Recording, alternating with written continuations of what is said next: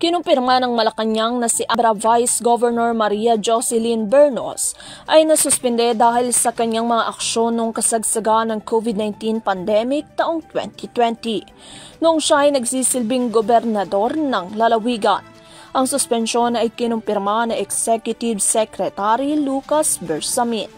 Ang suspensyon ay batay sa Office of the President sa pamamagitan ng Deputy Executive Secretary for Legal Affairs.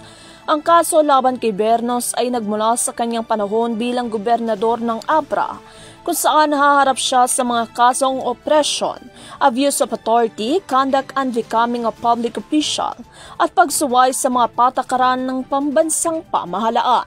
Ang mga kaso ay isinampa ng isang medical director ng isang ospital sa Abra, habang ipinahayag naman ni Bernos ang kanyang hindi pagsang-ayon sa 18 buwang suspensyon na ipinataw ng Office of the Deputy Executive Secretary for Legal Affairs.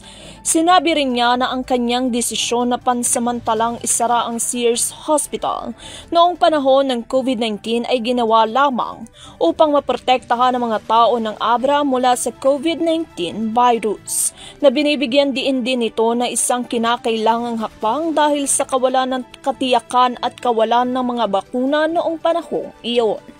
Binigyan din niya na ang dati nang ibinasura ng Office of the Ombudsman ang reklamo laban sa kanya noong May 4 taong 2022, na nagdesisyon umano na ang kanyang mga aksyon ay merong mabuting loob at naaayon lamang sa kanyang responsibilidad sa panahon ng krisis. Pinuna rin ni Bernos ang pagsuspinde bilang political na motivasyon o political motivation, na nagbumukahi na ito ay isang pag-atake sa kanyang pagkatao at reputasyon.